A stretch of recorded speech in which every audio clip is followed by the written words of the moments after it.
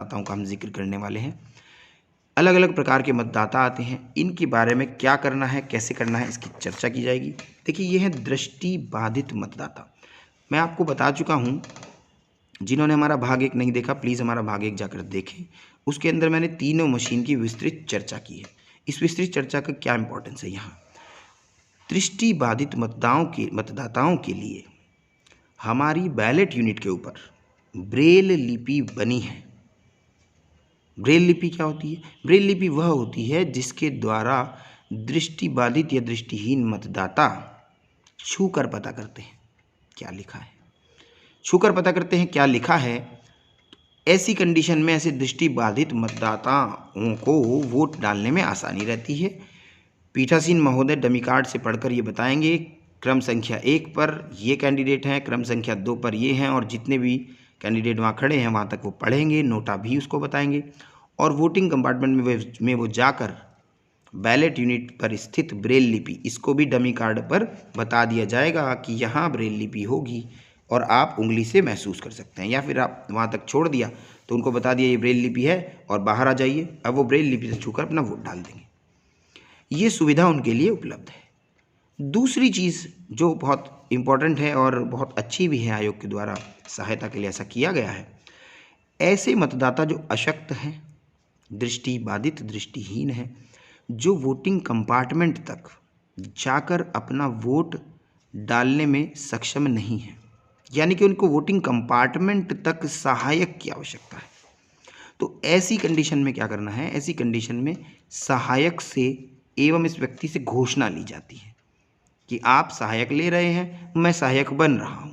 तो इनकी एक सूची बनती है, जो दृष्टि बाधित, दृष्टिहीन, अशक्त मतदाता हैं, इनकी एक सूची बनती है, और इनके जो सहायक हैं उनके द्वारा घोषणा की जाती है कि मैं एक दिन में एक व्यक्ति का सहायक बन रहा हूं। और यही वो सहायक हैं दोस्तों, जिनके दाहिने हाथ की तर्जनी उंगली पर अमिट शाही लगेगी। दाहिने हाथ की तर्जनी उंगली, क्योंकि इससे ये पता लगता है कि अब ये किसी और बूथ पर जाकर किसी और के सहायक ना बन सके, क्योंकि सहायता तो एक ही बार हो सकती है ना दोस्तों, इसके बाद तो कोई फ़ायदा उठाना चाह रहा है, तो ये सुनिश्चित करें कि ये इस प्रकार से प्रक्रिया के तहत हो। तो देखिए हमारी थ्योरी क्या कहती है, 49M के N के अधीन, N 49N के अधीन, ये नियम है 49N, इसके अधीन ये परमिशन दी जाती है कि एक सहायक बन रहा है। तो पढ़ते हैं, दृष्टि बाधित या अन्य शारीरिक विकलांगता के कारण कोई मतदाता मतपत्र इकाई पर प्रतीक को पहचानने में असमर्थ है या बिना सहायता के उस पर अपनी इच्छानुसार बटन को दबाकर अपना मत रिकॉर्ड करने में असमर्थ है, तो आप उस निर्वाचक को, है ना, उस वोटर को उसकी इच्छा अनुसार मत रिकॉर्ड करने के लिए कम से कम 18 वर्ष, इस सहायक की आयु कितनी होनी चाहिए? कम से कम 18 वर्ष। तो एटलीस्ट ये इलिजिबल तो हो इस जगह आने के लिए, कहाँ? जहाँ वोटिंग चल रही है। तो इलिजिबल कैसे होता है? ये 18 वर्ष का होना चाहिए। 18 वर्ष का हो, किसी सहयोगी को मतदान कोष्ठ में अपने साथ ले जाने के लिए नियम 49N के अधीन अनुमति दी जाती है और इसकी घोषणा की जाती है, जो मैं आपको बता चुका हूँ। किसी व्यक्ति को एक ही दिन में किसी भी मतदान केंद्र पर एक से अधिक मतदाता के सहयोगी के रूप में कार्य करने की अनुमति नहीं दी जाएगी। सहायक को वोटिंग कंपार्टमेंट में जाने से पूर्व दाएं हाथ की तर्जनी उंगली पर अमिट शाही लगवानी होगी। और ये दिव्यांग मतदाताओं के लिए जो बताया गया, मेरे द्वारा आपको बताया गया, वही यहाँ लिखा है, आप पॉज करके पढ़ सकते हैं। चलिए आइए देख लेते हैं यहाँ क्या लिखा है। दिव्यांग मतदाताओं को कतार में लगने की आवश्यकता नहीं होगी, इनको इम्पॉर्टेंस दी जाएगी, इनको आप पहले इनको डील करेंगे और पहले वोट डलवाएंगे। गोपनीय मतदान प्रकोष्ठ इस प्रकार रखा जाएगा कि दिव्यांग भी वहाँ तक पहुँच सके, अशक्त भी वहाँ तक पहुँच सके। मतलब ऐसा ना हो वोटिंग कंपार्टमेंट आपका इस प्रकार से बना है कि दिव्यांग की व्हील चेयर वहाँ तक नहीं पहुँच पा रही है, या उनको कुर्सी के माध्यम से यदि उठा के लाया जा रहा है तो वो वहाँ तक पहुँच नहीं पा रहे हैं, इतना संकरा आपने बना दिया है। तो ये याद रखिएगा कि इस प्रकार से वोटिंग कंपार्टमेंट थोड़ा बनाया जाए कि ये लोग वहाँ पहुँच सकें। नेत्रहीन मतदाताओं के लिए बीयू में ब्रेल लिपि बनी हुई है, ये आप बता सकते हैं, बट यदि वो सहायक लाते हैं तो घोषणा लेंगे और इनकी अलग सूची बनती है। अशक्त मतदाताओं को एक वयस्क सहायक अनुमन्य है। तो देखिए यहाँ ये पॉइंट ज़रूर नोट कीजिए कि आपके बूथ फॉर एग्जांपल ये कमरा यदि है और इसमें वो बूथ स्थापित है, तो कमरे के गेट तक या मतदान अधिकारी प्रथम या तृतीय तक वो उनको सहायता देकर लाए हैं और वोटिंग कंपार्टमेंट में जाकर ये अपना वोट स्वयं डाल सकते हैं, यानी कि कुछ क्षण के लिए खुद को संभालते हुए वोट डाल सकते हैं। तो ऐसी कंडीशन में इन घोषणाओं की दाएं हाथ की तर्जनी उंगली पर लगाने की इंक आवश्यकता नहीं है। परंतु ये यदि वोटिंग कंपार्टमेंट में प्रवेश कर रहा है ये सहायक, इससे आपकी गोपनीयता मतदान की भंग हो रही है, तो इस कंडीशन में इससे घोषणा ली जाएगी। प्रत्येक केंद्र पर रैंप बना होगा जिससे व्हीलचेयर अंदर आ सके। ऐसे सब प्रबंध हमारे आयोग द्वारा, इलेक्शन कमीशन द्वारा किए गए हैं। ऐसे अशक्त मतदाता जो स्वयं बूथ तक आने में सक्षम नहीं है, उन्हें बूथ पर लाने की भी व्यवस्था की गई है। जिलाधिकारी महोदय ने सुनिश्चित किया है, बिल्कुल की गई है। ये सब इनको चिन्हित करके इनके पास पहुंचा जाएगा, इनको मतदान केंद्र तक लाया जाएगा। मतदान केंद्रों पर व्हीलचेयर की व्यवस्था होगी। अशक्त मतदाताओं द्वारा मतदान, ये मैं आपको बता चुका हूं। स्वयं वोट डालने में अशक्त मतदाता के सहायकों को केवल वोटिंग कंपार्टमेंट तक साथ देने की अनुमति दी जाएगी। वोटिंग कंपार्टमेंट में प्रवेश की अनुमति नहीं दी जाएगी। ये कंडीशन मैं अभी आपको बता चुका हूं। यह उन मामलों में लागू होगा जिसमें निर्वाचक को सहायक की आवश्यकता वोट डालने के लिए नहीं है, मात्र चलने फिरने के लिए है। तो पीठासीन अधिकारी को ऐसे मामले में अपने विवेक से निर्णय लेना है। किसी व्यक्ति को एक ही दिन में किसी भी मतदान केंद्र पर एक से अधिक मतदाता के सहयोगी के रूप में कार्य करने की अनुमति नहीं दी जाएगी। सहायक को वोटिंग कंपार्टमेंट में जाने से पूर्व दाहिने हाथ की तर्जनी पर अमिट शाही लगवानी। तो ये दोस्तों ये वाली बात हुई इसकी। और इनके लिए प्रारूप 14 क होता है, जो निरक्षर, नेत्रहीन, शिथिलांग मतदाताओं की सूची होती है। इनकी अलग से सूची बना ली जाती है। इसके लिए आपको फॉर्मेट दिए जाएंगे। प्रारूप 14 क है।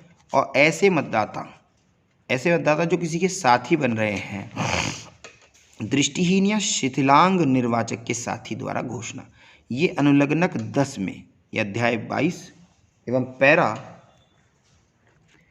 तो दोस्तों बात चल रही थी दृष्टिहीन व शिथिलांग निर्वाचक के साथी द्वारा घोषणा, यह नेक्स्ट 10 पे है, अध्याय 12 पैरा 22.6। तो इसके अनुसार ये घोषणा होती है। अब बात करते हैं चैलेंज वोट की। यदि किसी मतदान स्थल पर, अब देखिए चैलेंज वोट क्या है। अभी मैंने आपको मतदान अधिकारी प्रथम के जब मैं कर्तव्य बता रहा था, तो उन कर्तव्यों के समय ये जिक्र आया था। ये जिक्र आया था कि यदि मतदान अधिकारी प्रथम के पास मतदाता आता है, तो केवल इसी समय उपस्थित एजेंट अपनी किसी भी प्रकार का चैलेंज, किसी भी प्रकार की यदि उन्हें आपत्ति है एक मतदाता को लेकर, वो यहाँ दर्ज करा सकते हैं। याद रहे, इस पॉइंट को नोट कर लें कि एंट्री 17 क में हो जाने के बाद कोई भी चैलेंज एक्सेप्ट नहीं किया जा सकता। अब ये चैलेंज क्या है? मिस्टर एक्स वोट डालने आए, उपस्थित एजेंट महोदय ने कहा कि मतदान अधिकारी प्रथम महोदय ये मिस्टर एक्स नहीं है। तो यहाँ एक प्रकार का एक चैलेंज आपके सामने उन्होंने प्रस्तुत किया। इस चैलेंज में अब आप इसको ऐसे मतदाता को पीठासीन अधिकारी महोदय को फॉरवर्ड कर देंगे, या आप भी इसकी छानबीन कर सकते हैं। परंतु यदि मतदाता कतार में हैं तो आप अगले मतदाताओं को आने देंगे और इनको पीठासीन महोदय के पास भेज देंगे, और ये एजेंट महोदय भी पीठासीन महोदय के पास होंगे। ऐसी कंडीशन में पीठासीन महोदय ये सुनिश्चित कर लेंगे कि जो एजेंट चैलेंज कर रहा है इसको बता देंगे भी देखिए प्रक्रिया जो है इससे बाधित हो रही है, और साथ साथ आप सुनिश्चित कर लें कि भाई आप अपने चैलेंज पे अडिग हैं। यदि वो ऐसा कहते हैं कि हाँ जी चैलेंज मैं कर रहा हूँ, तो इस कंडीशन में आपको उन्हें ये रसीद, 2 रुपये की रसीद, आपत्ति रसीद इसको बोला जाता है। देखिए आपत्ति शुल्क है ये, तो चैलेंज फीस के रूप में आप उनसे ये बुक आपको मिलती है, ये बुक मिलेगी। इसमें आपको चैलेंज वोट के लिए 2 रुपये की रसीद उनकी काटनी है। 2 रुपये आपने उनसे जमा करा लिए हैं इस बात के कि इन्होंने ये आपत्ति प्रस्तुत की है और अब मैं इस आपत्ति की जांच करूंगा। पीठासीन महोदय 12 वैकल्पिक फोटो पहचान दस्तावेज एवं एपिक वोटर ID कार्ड, उपस्थित एजेंट, लाइन में लगे मतदाता, इनकी फैमिली मेंबर्स, इन सभी से अपने विवेक के अनुसार ये जांच करेंगे कि ये मिस्टर एक्स हैं कि नहीं। यदि ये मिस्टर एक्स निकलते हैं तो ये प्रक्रिया के तहत पीठासीन मतदान अधिकारी प्रथम के पास अपना मार्क लगवाएंगे, महिला है या पुरुष। इसके बाद मतदान अधिकारी द्वितीय के पास जाके अपनी एंट्री करेंगे। इसके बाद मतदान अधिकारी तृतीय के पास जाके अमिट शाही दिखाएंगे, मतदाता पर्ची देंगे और उसके बाद जाके वोटिंग कंपार्टमेंट में वोट डालेंगे। यदि ये व्यक्ति मिस्टर एक्स नहीं निकलते हैं और इनकी आपत्ति जो है एजेंट महोदय की सही साबित होती है, तो आप इनको शिकायती पत्र लिखते हुए, ये शिकायती पत्र है, थाना अधिकारी SHO शिकायती पत्र लिखते हुए इनको पुलिस को सौंप देंगे। किनको सौंप देंगे? जो ये मिस्टर एक्स हैं, क्योंकि ये एक फर्जी वोट डालने आए थे। अब यहाँ देख लेते हैं कि यदि ऐसा होता है कि एजेंट महोदय सही साबित हुए तो ये दो रुपये उनको लौटा दिए जाएंगे। यदि एजेंट महोदय गलत साबित हुए, यानी कि वो मिस्टर एक्स सही वोटर है, जांच करने पर दस्तावेजों की पाया जाता है, तो इसके उपरांत इनके 2 रुपये जब्त कर लिए जाएंगे और बाद में ये 2 रुपये पीठासीन महोदय द्वारा आगे ट्रेजरी में जमा कराए जाएंगे। आगे पढ़ते हैं इसमें क्या कहा गया है। यदि किसी मतदान स्थल पर निर्वाचन अभिकर्ता द्वारा मतदाता की पहचान पर प्रश्न उठाया जाता है तो इसे चैलेंज वोट कहते हैं। चैलेंज वोट होने पर निम्न बिंदुओं पर विचार आवश्यक है। बिंदुओं पर: चुनौती स्वीकार करने से पहले पीठासीन अधिकारी मतदान एजेंट से नकद 2 रुपये प्राप्त करेंगे। राशि का भुगतान होने के बाद पीठासीन अधिकारी निर्धारित प्रारूप से चुनौतीकर्ता को रसीद देंगे। पीठासीन अधिकारी एजेंट द्वारा उठाई गई चुनौती की जांच करेंगे। यदि जांच में एजेंट द्वारा उठाई गई आपत्ति सही पाई जाती है तो मतदाता को वोट देने का अधिकार नहीं है और एजेंट महोदय के 2 रुपये वापस कर दिए जाएंगे। मतदाता को लिखित शिकायत के साथ पुलिस को सौंप दिया जाएगा। मतदाता से भी अपने पक्ष में साक्ष्य प्रस्तुत करने को कहा जाएगा तथा ग्राम सेवक, कोटेदार और मतदाता के पड़ोसियों से उसके सही या गलत होने की आप पुष्टि कर सकते हैं। सत्य पाए जाने पर उस मतदाता को वोट डालने दिया जाएगा तथा एजेंट महोदय के द्वारा दिए गए 2 रुपये जब्त कर लिए जाएंगे, जिसे शासकीय कोषागार में आपके द्वारा जमा कराया जाएगा। ये है आपत्ति शुल्क और ये है शिकायत। तो आइए बढ़ते हैं आगे। अब ऐसे मतदाता जो अवयस्क हैं, अब आप कहेंगे सर अवयस्क कैसे हो सकते हैं जब इनका निर्वाचक नामावली में नाम है। जी हाँ, आप अपनी जगह सही हैं, परंतु आयोग ने आपको भेजा है चुनाव कराने के लिए और आयोग घर घर गया तो BLO महोदय के माध्यम से। हो सकता है मानवीय त्रुटि के कारण कहीं ऐसा वोट किसी वोटर का है जो लगता नहीं है कि वो 18 का है और आपको इस बात पर संशय है, तो आप इनकी घोषणा लेंगे। अवयस्क मतदाता द्वारा की जाने वाली घोषणा, तो ये घोषणा है उनके द्वारा। आप देखिए दाहिनी ओर ये घोषणा दी गई है और यहाँ साफ साफ लिखा है, यदि किसी मतदाता की आयु 18 वर्ष से कम मानते हैं, कौन? आप, यानी कि मतदान अधिकारी प्रथम और पीठासीन अधिकारी महोदय दोनों इस पर पैनी नज़र रखेंगे कि ये आने वाला मतदाता अवयस्क तो नहीं लग रहा है, किंतु उसकी पहचान, अभी 18 वर्ष से कम मानते हैं आप, किंतु उसकी पहचान के बारे में समाधान हो जाता है, तो उसकी आयु के संबंध में एक घोषणा ले लेंगे कि भाई ये मैं घोषणा करता हूँ, मैं 18 वर्ष का हूँ, ये उसके द्वारा होगी। अगला वोट आता है test vote. Very interesting and very very very important. Test vote क्या है दोस्तों? टेस्ट वोट के अंदर, ये टेस्ट वोट ऐसा वोट है, मतदाता वोटिंग कंपार्टमेंट के अंदर वोट डालने जाता है और बाहर आता है तो कहता है कि मेरा वोट किसी और को चला गया। अब ये मतदाता कह रहा है कि मेरा वोट किसी और को चला गया, यानी कि ये एक हमारी मशीन के ऊपर प्रश्न चिन्ह है और एक प्रकार से एक बड़ा सवाल उठा है। तो यहाँ आप स्पष्ट रूप से पीठासीन महोदय त्वरित कार्रवाई करते हुए इस मतदाता को ये स्पष्ट रूप से बताएंगे कि सुनिए महोदय, सर्वप्रथम आप चुनाव प्रक्रिया को बाधित कर रहे हैं। दूसरी चीज़, इन मशीनों से ही हमने सुबह के समय इन उपस्थित एजेंट महोदयों के सामने, इन एजेंटों के सामने हमने मॉक पोल किया है, इसकी विश्वसनीयता की जांच की है और यदि आप गलत पाए जाते हैं तो धारा 177 के तहत आपको 6 माह का कारावास एवं 1000 रुपये का जुर्माना लगेगा। तो आप ये ध्यान रखें कि आप चुनाव प्रक्रिया को बाधित कर रहे हैं एवं इलेक्शन कमीशन के ऊपर उंगली उठा रहे हैं। तो यहाँ ये महोदय यदि अपनी बात पर अडिग हैं और कहते हैं कि नहीं सर, ये वोट तो कहीं और गया है, पर्ची मैंने देखी है, तो ऐसी कंडीशन में टेस्ट वोट का उपयोग किया जाएगा। पैरेलली इसी समय आप अपनी टीम को सचेत मोड पे रखेंगे कि मतदान अधिकारी प्रथम तब तक सेक्टर महोदय को सूचित कर दें कि सर परीक्षण मत टेस्ट वोट की बात चर्चा चल रही है, पीठासीन महोदय जांच कर रहे हैं और पीठासीन महोदय यदि टेस्ट वोट पड़ता है तो सर आप तब तक आ जाइए। सेक्टर महोदय आसपास ही होंगे और वो वहाँ पहुँच जाएंगे। तो अब आगे बढ़ते हैं। ऐसा वोटर जो टेस्ट वोट डालने पर अड़िग है तो इस कंडीशन में सर्वप्रथम नियम 49 MA पार्ट D के तहत ये घोषणा करता है।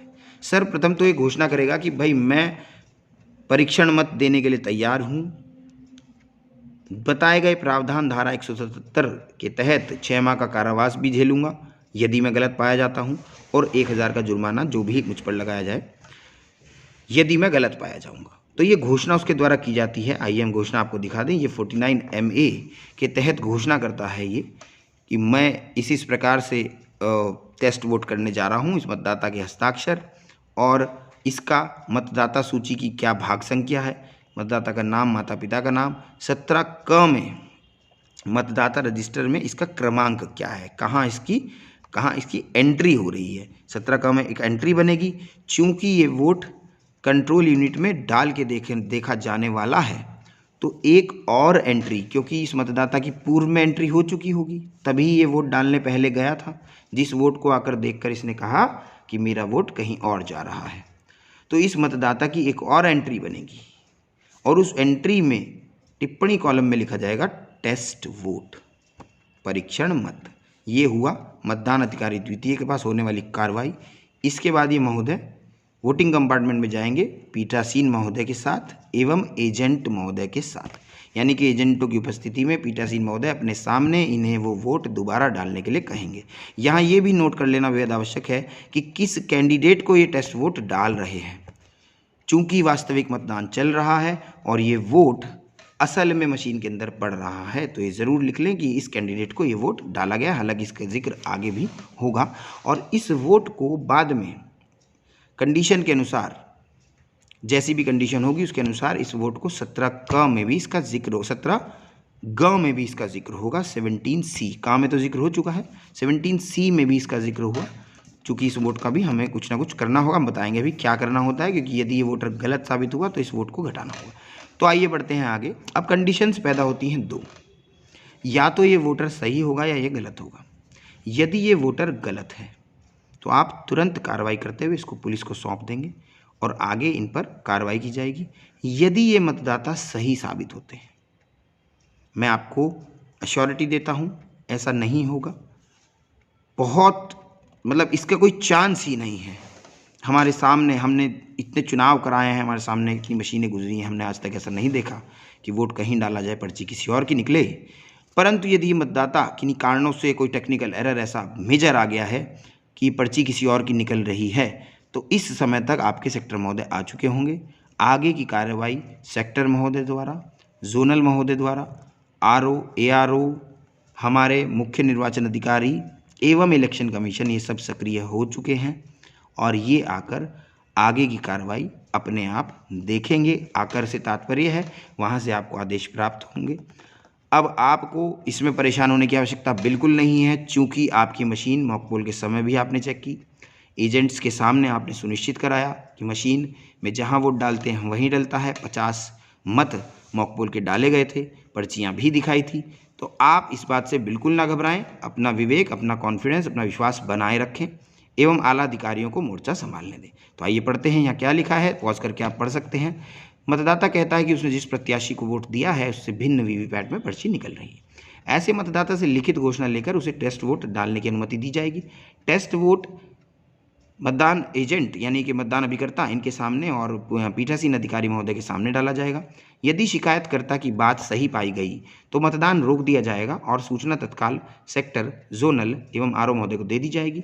शिकायत गलत पाए जाने की कंडीशन में मतदाता को IPC की धारा 177 के तहत 6 माह तक की सजा और 1000 का जुर्माना, आर्थिक दंड। ऐसे मतदाता को 17 क रजिस्टर पर अपना क्रमांक एवं नामांकित करना है, जिसके रिमार्क में टेस्ट वोट लिखा जाएगा। 17 ग यानी कि 17C में भी इस वोट का जिक्र नियम 49 MA के तहत किया जाता है। ये है वो कंडीशन। अब अगला मतदाता आता है टेंडर वोट।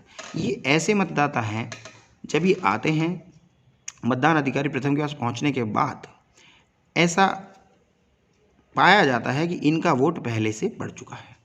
अब देखिए यहाँ किसी त्रुटि की बात नहीं हम कर रहे हैं, ये कोई त्रुटि नहीं है, चूँकि आप उस बूथ के वहाँ के रहने वाले नहीं हैं तो आप लोगों को नहीं जानते हैं। आप सुनिश्चित कर रहे हैं आपको बताए गए वैकल्पिक पहचान दस्तावेजों से वहाँ उपस्थित एजेंट यदि वो कोई आपत्ति नहीं कर रहे हैं, आपने दस्तावेज देखा, आप सेटिस्फाइड हैं और ये वोट डल गया। अब मिस्टर एक्स आते हैं, कहते हैं सर मुझे वोट डालना है और ये मेरा आईडी है। आप आईडी देखते हैं और पाते हैं वहाँ अंडरलाइन का निशान है या अंडरलाइन टिक का निशान है या अंडरलाइन गोले का निशान है, तो जो भी मतदाता आया है उसके अनुसार आप पाते हैं ये वोट तो पहले से पड़ चुका है। इस कंडीशन में ऐसे मतदाता की जांच फिर से सुनिश्चित होगी, इस मतदाता की जांच की जाएगी। जांच फिर उसी प्रकार से होगी जिस प्रकार से चैलेंज वोट के दौरान पीठासीन महोदय द्वारा की गई थी। फिर से उसी प्रकार से आप जांच करेंगे पीठासीन महोदय कि ये यही मतदाता हैं। दूसरे उपस्थित एजेंटों से, लाइन में लगे लोगों से, इनके परिवार के मेंबर से कंफर्म किया जाएगा कि ये यही हैं एवं ऐसे मतदाता को वोट डलवाया जाएगा। परंतु चूंकि पूर्व से इस नाम की एंट्री 17 क में हो चुकी है तो दूसरी एंट्री ऐसी कंडीशन में नहीं होती है। ऐसे मतदाताओं को टेंडर के द्वारा वोट डलवाया जाता है। टेंडर का मतलब होता है एक मतपत्र निविदत्त वोट। ऐसे मतदाता वोटिंग कंपार्टमेंट में मतपत्र लेकर जाएंगे। एरो क्रॉस मोहर इनको मिलती है, स्टैम्प पैड दिया जाएगा, वहाँ से ये मोहर लगा के ठप्पा लगाएंगे जो भी कैंडिडेट इन्हें पसंद है और इस मतपत्र को वहीं वोटिंग कंपार्टमेंट में मोड़कर एक लिफाफे में रखकर बाहर लाएंगे। इस लिफाफे को इनके समक्ष ही आप सील कर देंगे। कौन सील कर देगा? पीठासीन महोदय। तो यानी कि आप इनके वोट की गोपनीयता बनाए रखें। याद रहे इस टेंडर वोट के पीछे टेंडर वोट लिखना ना भूलें। इस मतपत्र के पिछले भाग पर टेंडर वोट जरूर लिख दें। तो आपको ऐसे 20 मतपत्र मिलते हैं, टेंडर वोट बोलते हैं, ये बहुत इंपॉर्टेंट है। तो आइए पढ़ते हैं थ्योरी क्या कहती है, पॉज करके आप पढ़ सकते हैं। टेंडर वोट की स्थिति तब उत्पन्न होगी जब कोई मतदाता यह पाए कि उसका मत किसी अन्य के द्वारा दे दिया गया है। यदि ऐसा मतदाता अपनी पहचान स्थापित करा पाता है तो उपरोक्त मतदाता बैलेट पेपर से मत डालेगा। उपरोक्त मतदाता का वोट ईवीएम मशीन में नहीं पड़ेगा। ऐसे टेंडर वोट इनका जिक्र 17 ख में किया जाता है। देखिए 17 क, 17 ख, 17 ग, ये 3 हैं, 17A, 17B, 17C। तो ये 17B का जिक्र कर रहे हैं। टेंडर वोट 17B 17 ख में इसका जिक्र किया जाता है। अलग से एक परफॉर्मा बनता है जो कि आपको परफॉर्मे वाली जो मैं आपको दिखा चुका हूँ बुकलेट, इसके अंदर सारे परफॉर्मे दिए गए हैं और इसी में ही 17 ख का भी प्रारूप दिया गया है। तो ऐसे टेंडर वोटों का जिक्र कहाँ होगा? 17 ख में, और इसका पृथक लिफाफा, अलग से लिफाफा बनता है।